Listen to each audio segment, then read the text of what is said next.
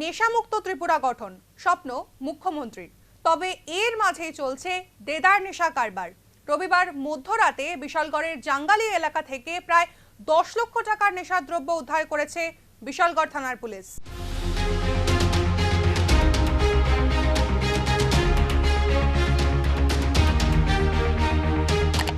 মুখ্যমন্ত্রীর নেশামুক্ত ত্রিপুরা গঠনের স্বপ্নকে কার্যত হাসির খোরাক বানিয়ে রেখেছে রাজ্য পুলিশ। প্রশাসনের নাকের ডগা দিয়ে চলছে নেশা কারবারি, আবার কখনো কখনো লোক দেখানো পুলিশি অভিযানে ধরা পড়ছে নেশা সামগ্রী। কিন্তু নেশা কারবারিদের টিকির নাগালও পাচ্ছে না পুলিশ। রবিবার গভীর রাতে বিশালগড়ের জাঙ্গালিয়া এলাকায় অভিযান চালায় বিশালগড় থানার পুলিশ।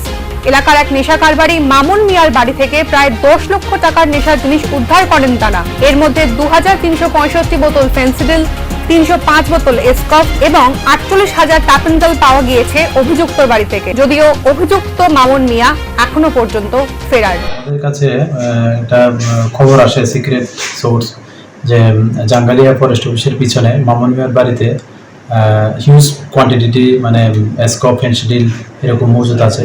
তারপর আমরা যথারীতি আমাদের গোকুলনগর বিএসএফ হেডকোয়ার্টার প্লাস আমাদের এসডিএম, আমাদের এসপি স্যার এবং এসডিএম স্যারকে জানানো ব্যাপারটা। তারপর আমাদের যথারীতি বিএসএফ পার্সোনালও আছে, ডিসিএম স্যারও এসছেন।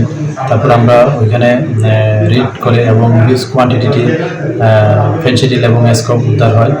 তো এটা ওই মামুন মিয়ার বাড়ি থেকে, যদিও সে পালাতক আছে। তো এই সুবাদে আমরা একটা এনডিপিএস কেস নিচ্ছি। Bureau report, news now.